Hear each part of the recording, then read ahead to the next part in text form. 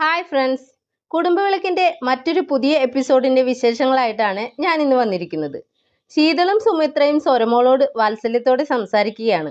അമ്മൂമ്മയുടെ സ്വഭാവത്തെ പറ്റിയും അമ്മയും അച്ഛനും വരുന്നതിന് മുൻപ് തന്നെ ഉപദ്രവിക്കാറുണ്ടായിരുന്നു എന്നും സ്വരമോൾ പറഞ്ഞു.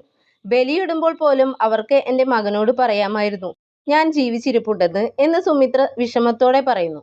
അപ്പോൾ സ്വരമോൾ പറഞ്ഞു, ബലിയിടുന്ന സമയത്ത് അച്ഛമ്മയുടെ ഫോട്ടോ ഉണ്ടായിരുന്നു.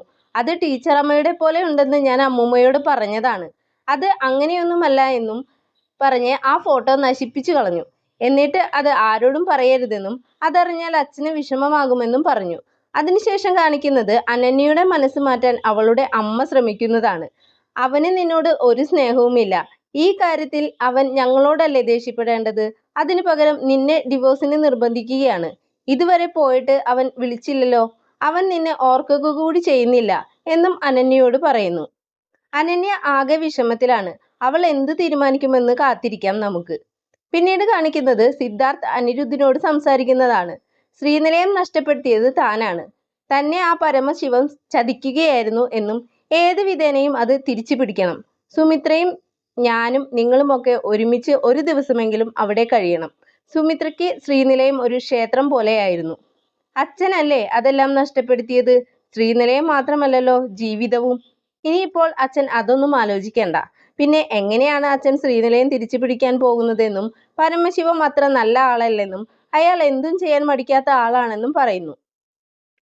അത് കേട്ട് സിദ്ധാർത്ഥ് ആലോചിച്ചു പറയുന്നു, നമുക്ക് കേസ് കൊടുക്കാം. അതിൽ നമ്മൾ തന്നെ ജയിക്കും. അതറിയാവുന്ന പരമശിവം ഒരു കോംപ്രമൈസിന് വരാതിരിക്കില്ല. എല്ലാം ശരിയാകും അച്ഛാ, എന്തിനും ഞാൻ കൂടെയുണ്ടെന്നും അനിരുദ്ധ് പറയുന്നു. പിന്നീട് സരസ്വതി അമ്മയെ വരച്ച വരയിൽ നിർത്താൻ സുമിത്ര ശ്രമിക്കുകയാണ്. ഇനി മേലാൽ പൂജയോട് അങ്ങനെയൊന്നും പറഞ്ഞു പോകരുതെന്നും അങ്ങനെയുണ്ടായാൽ അമ്മ ഇവിടെ വേണ്ടെന്ന് ഞാനങ്ങ് തീരുമാനിക്കുമെന്നും പറയുന്നു. സരസ്വതി അമ്മയ്ക്ക് ഇതൊന്നും കേട്ടിട്ട് ഒരു കൂസലുമില്ല. അനന്യ ഇപ്പോഴും അതേ ഇരിപ്പ് തന്നെയാണ്. സ്വരമോളെ ഓർത്തിരിക്കുകയാണ്.